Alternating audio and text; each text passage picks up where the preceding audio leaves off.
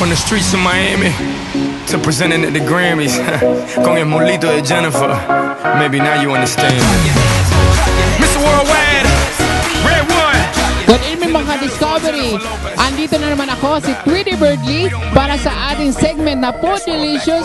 Ngayon naririto po tayo ngayon sa Incheon Bar upang tikman ang kanilang best dishes. Ayan mga ka-Discovery, tatakamin ko muna kayo.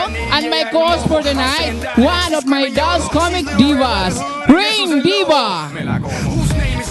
Yes, hello mga kapuyaters. Hello mga ka-Discovery. And syempre pa, welcome to Incheon Resto Bar. Hayaan nyo, samahan ko kayo at tikman natin ang mga pinaka-best dishes. Syempre pa ng mga masasarap na pagkain dito sa Incheon. Yan, tara!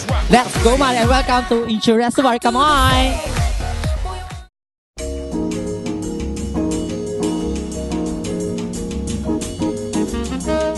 Good evening mga ka-Discovery. Ngayon po, nandito po tayo ngayon sa Incheon Bar upang saksihan po natin at ipakita po natin ang iba't ibang dishes nila dito sa Incheon Bar. At ngayon po, makakausap po natin ngayon ang kanilang manager, bossing dito sa Incheon Bar, Diva Rain, my co-host Rain Diva. Oh my God, and syempre pa, hello mga kapuyaters. Of course, mga Discovery, nandito naman po tayo ngayon syempre pa sa segment na pinakaabangan nating dalawa, of course.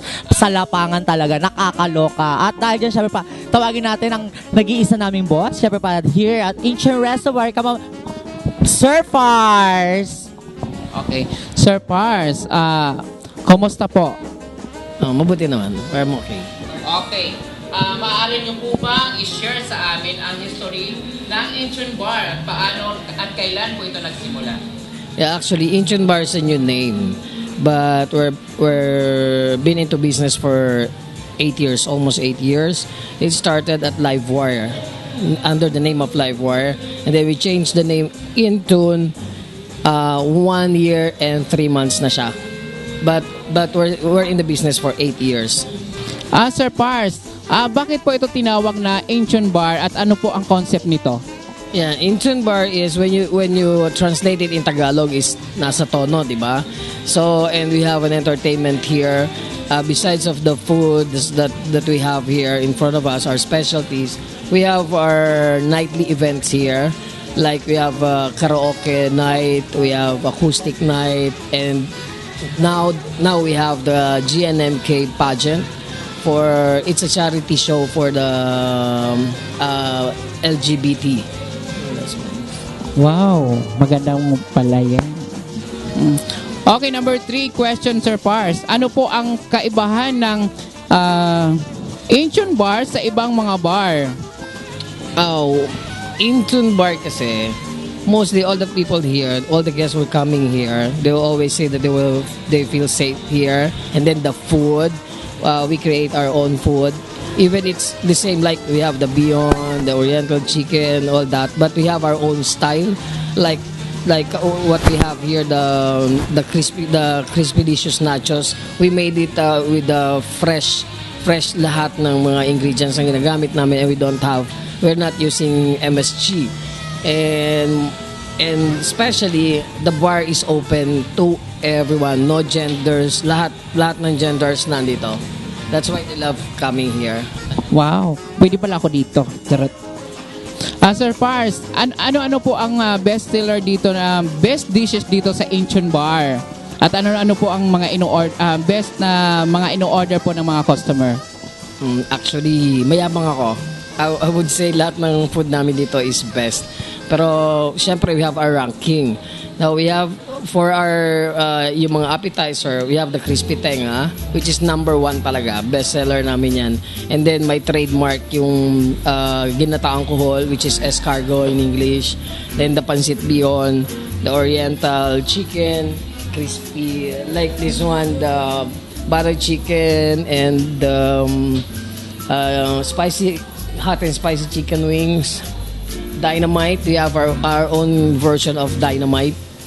And we have a lot of food, like we have crispy pata, the lechon kawale, and all the dishes na yung normally na niluluto natin sa bahay, they can find it here. They can ask us to cook for them, like may crispy binagoongan, the pakbit, soy, yung normal na Filipino food na talagang kinakain ng lahat. Ganun. Wow. Sa pagkain pa lang ng mga binabanggit nyo, nagugutom na ako. Ikaw rin, di ba? Nagugutom ka na ba? Kanina pa. Wow. Kindly share as the wide section of drinks na ino-offer nyo. Yeah, we only offer the beers, and then sa mga cocktails like margarita, zombie, tequila sunrise, rum coke, ganun. But normally, ang malakas talaga dito is like San Miguel beers product. Yun lang. Kasi hindi naman, not all the people here or not all the guests are talaga mga hard drinker. No, they're not. Paminsan-minsan lang. Pero we offer different kinds of drinks also. We also have juices like mga pineapple juice, Four Seasons, and we also have to come with fresh fruit juice. Ganun. Pero yung mga iba yung parang gusto lang nila bumisita dito sa Ancient Bar, yung iba na parang gusto lang nila magkape, mayroon ba rin dito? Yes, we have coffee. Pero as I've said, hindi naman kami Starbucks, of course, di ba? So yung normal lang, yung ordinary coffee na ina-ask nila sa amin, yun yung binibigay namin sa kanila. Whatever they ask, we give it to them. Wow, okay. Sir Pars, ano po dito ang ambience dito sa Ancient Bar? At ilan po ang seating capacity dito sa Ancient Bar? Seating capacity is about 150, all seated 150. So the ambience is, as what they said, it's cool, chill lang. And we design it with contemporary design lang siya. Yung para masculine ng konti yung dating, para clean looking siya, malinis. Ganun. Anong araw po ang operational days and hours ng Ancient Bar? Actually, now we're almost open 24 hours eh. Kasi before we're open at night time lang, from 6 to 3 a.m., 4 a.m. onwards. But since we try to open it on daytime, like the breakfast and lunch for the offices outside, yung mga bangko, yung offices dyan sa labas, we tried it once and it's good naman. Maganda naman yung outcome ng business. So, kinontinue na namin. Kaya now, we're open parang 24 hours na talaga a day. But that's only 6 days in a week. Sunday is closed, but we're planning to open it to open Sundays. Parang gusto ko siyang gawing Incheon Street Bar. When I say Incheon Street Bar, we're going to open the Sunday, but only at yung outside lang, yung labas lang namin. But the only food that they can order is all the grills lang. Lahat lang ng mga grills food, sa mga street food, and then the beers. We're going to offer that in time, soon. We're going to open the Sunday. Wow, bago yan. Magaganap po yan dito sa along Plain Bonnie Avenue. Ayan. Dito lang po yan sa Ancient Bar. Sir Pars, please invite to our viewers of Discovery Philippines at lahat po na nanonood dito sa Discovery Philippines TV online website. Pwede po ba kayo magsabi kung anong Facebook page or papaano nyo po sila may imbitahan dito sa Ancient Bar? Yeah, okay. Thank you for the opportunity. Well, we would like to invite you to come here at Incheon Resto Bar. We're open 6 days a week, but soon it will be like 7, and we're open 24 hours. We're serving good food and entertainment. And what is the second question? Oh yeah, you can catch us also. You can catch us also on our Facebook account and web page account. We have Incheon_Resto Bar at yahoo.com. Then you can see there all the events na ginagawa namin here at Incheon, and at the web page that we have, same thing then. Incheon Resto Bar is located at Bonnie Avenue, Plainview, Barangay Plainview, Mandaluyong City. Yeah, our telephone number is 955-6695, 348-0127, or text us and message us on 0922-829-0127. And please like our FB, our Facebook account, and the webpage account. And for reservation, you can also give email us or send us message on a Facebook for your reservation here at Incheon.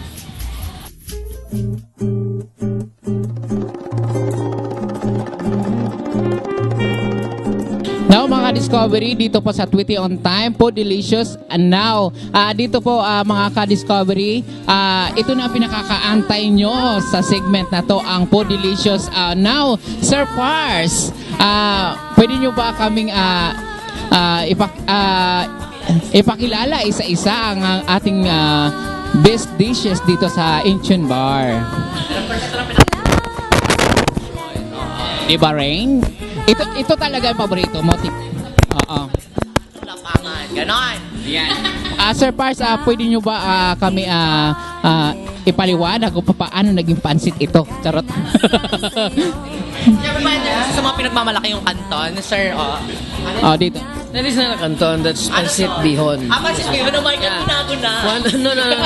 Kasi here at Incheon, we have different kinds of pancit. We have the pancit bihon, which is this one, pancit bihon. Canton, Mickey bihon.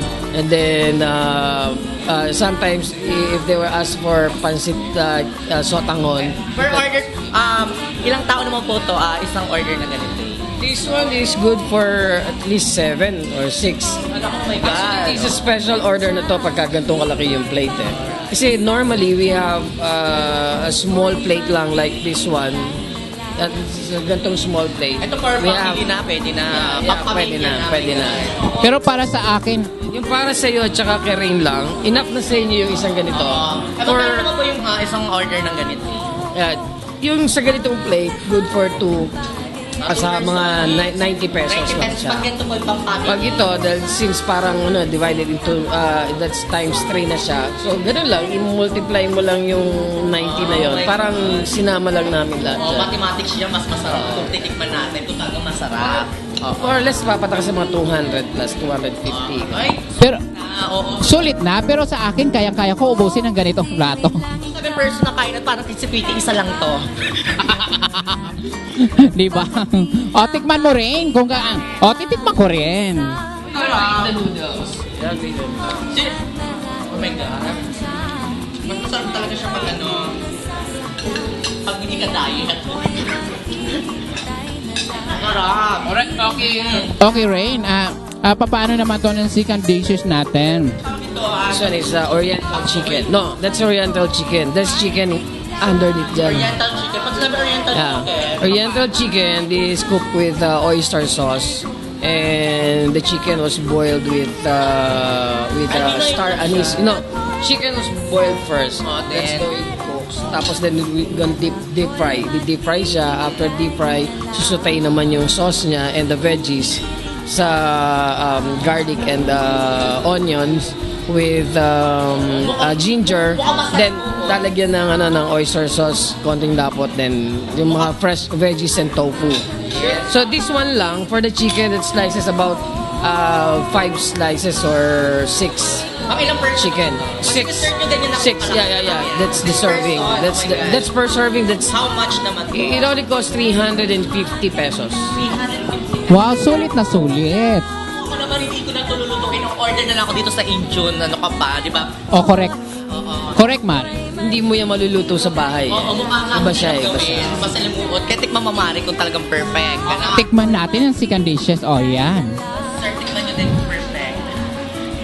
You have to taste the Gusto niyo ba? My God. You have to taste the sauce. Kasi yung sarap niya nasa chicken at saka nasa Oh, sarap. Pero pa sa mga nagda-diet, parang ito pwede to, itong tofu. Alright. Okay. Okay, ito rin. Yung third dishes dito sa Incheon Bar. Ano tawag dito, sir? that one naman is garlic tofu.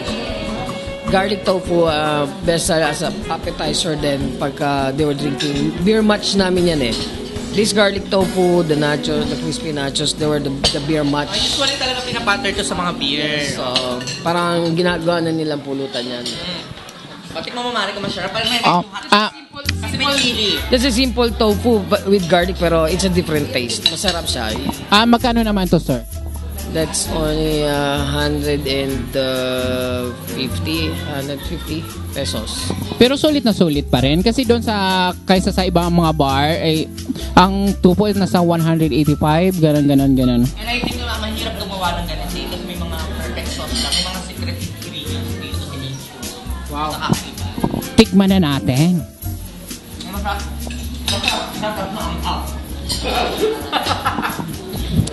Lami. Lami kaayo day. Alright. This is Crispylicious nachos. Yeah, we made it fresh. Lahat.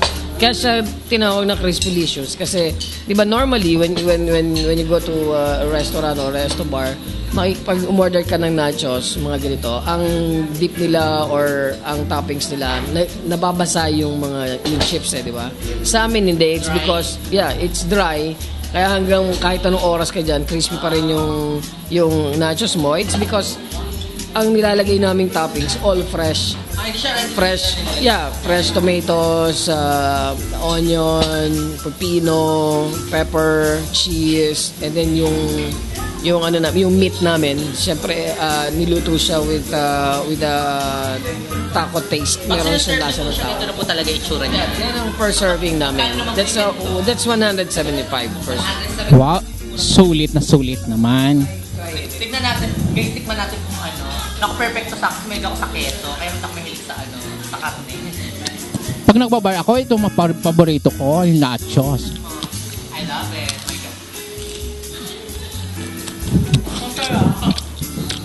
Alright. Sir, ano naman po itong... One of the best seller namin yan. The crispy tenga. Alam mo ba, isang tao kayang kumain yan ng hanggang 3 plate? Sa akin, kahit 5, kayang-kaya ko yan. Sometimes they thought it's a bacon but it's not a bacon. But it's a pork eardrum. So talaga binibili niyo po siya cut na or kayo? No. Ano yan, buo pa yan. Tapos ibo-boil namin yan. Then after boiling, kailangan malambot siya. So matrabaho? Then, i-slice mo siya ng sobrang nipis lang. Then, i-deep fry mo siya. Yeah, i-deep fry mo.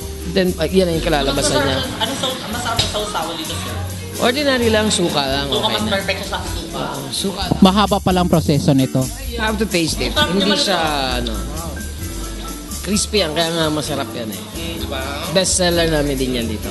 Actually, all the food naman that we're showing here, lahat ng pinapatry namin sa inyo, this is just one of those na mga best seller namin.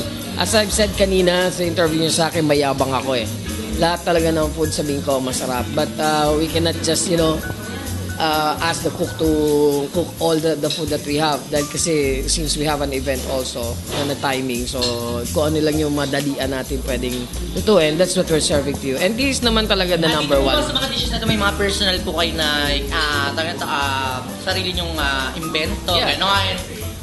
Pero ito, sir, This one is mine. That's my trademark. And this my kuhol. Kuhol. It's escargot, ginataang kuhol. Escargot. You cannot find this kind of kuhol in other restaurants. Sa amin lang. Normally when we order So, kuhol. dito lang yan sa Into. Yeah, when we order kuhol sa mga restaurant, nasa shells yan, di ba? So, dito Yung tanggal sa na. amin, if you can see, wala na siya sa shell. Wala na siyang shell. Yeah, wala na. All you will eat is meat. Meat na talaga siya. Kain ka na lang ng kain. kasi sa probinsya, ganito din yung mga Or exotic food ba matatawag yung mga ganyan? Yes, pagkain? yes. Exotic food. Pero dito sa Ancient Bar, nandito na siya. Hindi lang sa probinsya, andito na rin siya. You try it. Tikman Try natin it. to para ma-judge natin kung talagang perfect. Ano po ba? May tinatawag ito. Ito yung Escargot, ginataang kuhol, Tagalog. Sorry, ginawa ko yan niya. I made it like yung ganito, yung wala na siya sa shell. It's because of my experience with the other restaurants. Favorite ko siya kasi. One time, sa isang restaurant may kinainan ako. I need to mention it. Pag yung, di ba, sinisip-sip yan, sinusungkit. Pag sip-sip ko, sobrang maano siya. Siguro patay na yung Mauubusan ka ng hangin. No, it's mabaho talaga. Oo. From then on, ayaw ko na kumain. From then on, ayaw ko na kumain. Pero Nung nagkaroon kami ng ganito, restaurant, ng bar, sabi ko, gusto ko ilagay yung favorite food ko. So, inisip ko, ano yung gagawin ko para lahat ng guests ko, sigurado ako na wala silang makakain Hindi na pati hassle na kanina. mabaho or may patay na bagay, di ba? So, din-experiment ko siya, tinanggal ko siya sa shell. Tapos yung para pag niluto mo, hindi siya makunat. Yung tama lang din yung ng meat niya. So, kaya nag-come out ako sa ganyang style ng May escargot. condensi pa siya na anghang sa dulo pag pinatid. Yeah, but normally, if it depends on the guest eh. Pwede yung sabihin na hindi. Yeah. If they want it mild or if they want it yung not spicy, pwede naman. Kung depende sa kakain. Kung gusto nila. Pero ano natikman ko malinamnam tapos super sarap talaga. Ano talaga niya? Kasi we use natural talagang coconut na yung kakang gata. We don't use powder sa mga food. Yeah. Yung gata talaga na gata na ginagawa talaga sa probinsya, yung pure na pure. We don't Nalaman natin tong Next dishes, sir. this one. Actually, it's just a simple chicken wings. Pero we cook it Inumping sa manok, Tagalog, no. Ay. Butter. Meron siya butter. Ginulping manok, my God! Hindi ang ginolpi. Or butter. Ano pala yan? With butter siya. Kalokas ni Bali. Simple lang yan, pero it's tasty kasi. Masyadong malasa when you eat it. And maraming mahilig sa mga, alam mo yun, So yung ito, ganito ng wings. ano siya, pinray lang talaga Yeah, siya. deep fry lang siya, pero Deep fry. butter. Guys, Try mo,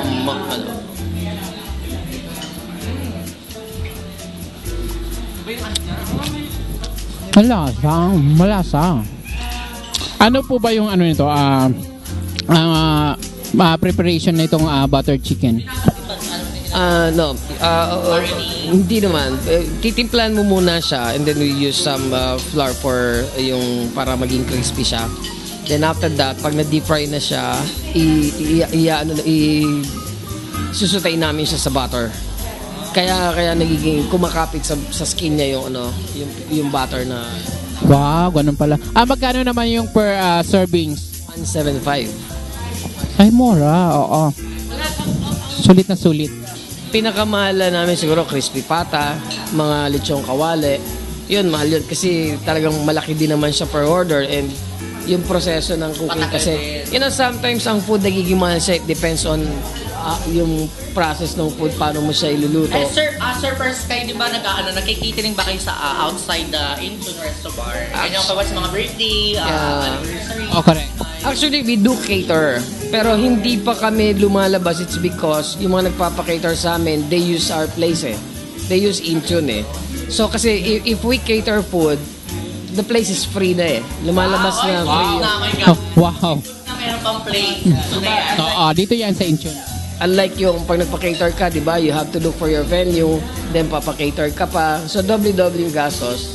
Here, pag meron kaming client and they want us to cater their food, dito na lang din sa bar namin ino-offer para free use of Pero pwede din po place. kayo outside. Yung parang Sir Pars, yung parang mga birthday events, mga dibu, or pwede rin dito yung mga kasal. Oh, wow. Actually, during my lifetime, we had a wedding here.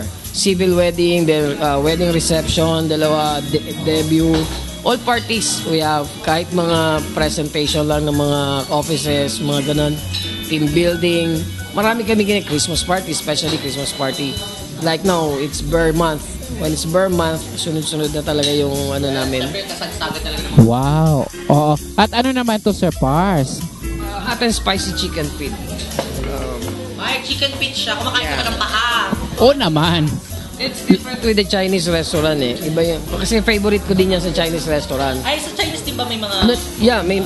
Favorite ko yan eh. Yung mga dim sum, chicken feet. Pero I made my own style of chicken feet. Spicy rin to. Pero originally, ang paa ng manok, Kali-kali ko lang to nakikita. oo, di ba? Oo, yung may mga stick. Ayan. That's a barbecue. Normally naman halos siguro lahat ng food na nandito, those are the food that I wanted to eat lagi. Serve nila dito yung mga Filipino foods, yung mga gusto talaga ng mga Pilipinong paligid. Tsaka yung mga yung mga gusto ko din kainin, tapos nilalagay ko siya dito. Iniiba ko lang. So, tignan natin kung bakit Tikman mo na. naka-coat siya. Kailangan para maganda siya. Anong coat? May coat. Hindi mo alam yung coat. Ano ka ba naman? Alam ko na. Ayun. Sarap. Ang chicken feet kasi pag lumalamig siya, di ba normally na parang hindi naman titigas. Parang conut. Pero kaya dapat masarap siya when it's hot, kainin mo. Masarap naman siya. Feeling ko masarap siyang pulutan talaga. Kulang na lang sunmig. Alright. Oo. Sir Park, ano naman next dishes natin? We call this one torones. Actually, this one is torones. We call it torones. Parang ano ba yun? Turon. It's an ordinary turon, but we made it May small. banana rin po sa loob. Yeah, of course, turon. Tapos may... Meron- Ano may usually nilagay sa sa turon? Meron kang langka. Langka at saka cinnamon. Kasi it's different. When you eat this, you have to put condensed milk. Paano ba yan? Like, pag ganyan. Ganyan. Sis, mahilig ako sa milk. Ano po ba yung ano? Pero syempre, actually this is a finger food eh. You don't need to be pasosyal eh para kainin. Mas masarap siya ng Try out, kinakain. try. Oh my God. Ano ka ba? Kalgatin mo. Gawa tayo ng sarili. Park. Na-inlove ako. Ito si Ray. So baka hindi po kumakain ng milk, ano pwede natin ipalit sa sa... Ano po ba ito? Condensed? Kainin ng ganito. Condensed po ba ito or ano? Just an ordinary condensed milk. Any condensed milk it can be. You can use it, condensed milk.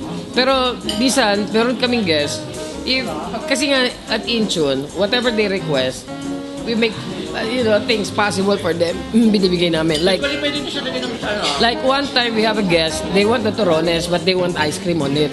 So we bought an ice cream, tapos nilagay namin yung turon, then we put one scoop of ice cream. Kasi yung iba yung natikman ko na naturon, yung may cinnamon sa loob. Yeah. This is ordinary, yung typical Filipino talaga na turon, na walang twist. Although, inanuan lang ng condense. Then, pag may iba silang gusto, we can put naman a scoop of ice cream they want. Last night, we Magkano ba yung serving? 35 pesos lang for 3 pieces. Wow, mura. Sulit na sulit. Since open sila ng day we're araw, open. available din po to. Actually, Ng merienda tayo. yeah, we have. Kaya lang when it's daytime, it's like the ordinary turon. The big one. Yeah, big one. Malaki yung pang-araw. Yeah, big one yung pang. Maliit tuloy sa gabi. See, on a daytime, it's a different food we serve on a daytime. Like, it's the daytime operation namin is nasa labas pa lang eh. It's not yet coming in. But people are eating here inside the bar also. Pero we serve like, parang the style is like parang the turo-turo style of food lang. Which is affordable for the mga employees. Kasi, yun. So, iba yung sa gabi, iba yung sa daytime na food. Pero sa akin kasi gusto ko mas malaki sa gabi, mas maliit sa Charot! Ano yung pinaka-bet mo? Ang pinaka-bet ko, alam mo ba? Ano? Hulaan mo. Hindi lahat naman sila masarap. Masarap talaga. At saka, saka affordable lahat dito, ang lahat ng dishes dito sa Incheon Bar. Ayan. At saka murang-mura. Sir Pars, mayroon pa ba iba? Wala na. Marami pa. Ay, nabanggit nyo kanina yung about doon sa lechon, dynamite. That we have. You have to try this, guys. You try this, guys. Alam mo ito, if you love yung maanghang, Hindi po ba sasabog yan? kasi wala namang wala naman tong pulbura eh. What's inside, may feeling siya sa loob. Like meat, meron siyang beef sa loob. Tapos meron siyang onions, meron siyang pipino, may tomatoes. Same thing like parang ganyan, but we put it inside the chili. So, kung mahilig ka sa Green chili po yun. Yeah, green to. Pero not really that maanghang. Pero parang gusto kitang pakainin na maanghang. Ayan. Ako hindi ako natatakot dyan kasi Bicolana ako. Ito, Rain, you will love this. Sarap. Masarap talaga siya. Pero hindi siya maanghang. Guys, you try. Pero sa akin talaga pag sinabing dynamite, sumakabog. Ayaw mo sa kanila? No. Okay. Yeah, you have to. You miss some of your life. Paano? Ano ba ang nalalasahan mo? Wait up. Parang beef. Beef? Beef Beef ba? Yun lang. Beef na medyo spicy, pero hindi naman ganun ka-intense yung... Hindi ganun ka-intense yung ano. Yeah. Yeah. Oo, parang pizza. Hindi na parang may cheese. Oo. The spicy. Mas iba siya sa ibang gumagawa ng dynamite. Kasi yung iba nasa loob yung ano eh. Ito naman, ang cheese niya nandito sa dip niya. Kasi yung dip niya, we made it special also. Ako lang gumagawa nun. Hindi kami bumibili ng dip for the dynamite. Wow, may secret, may secret. may secret pala dito, may secret. Namin sa Incheon laging may personal touch siya actually. Parang ako gusto ko lagi yung personal touch. Oh! But it's a different touch. Sa interest ba, syempre pa may mga iba't ibang nagaganap ngayon. Katulad ganyan. May gwapo ng Mariko. Ayan, yes. Hindi lang masasarap ang food, may iba't iba pa tayong entertainment na nagaganap ngayon.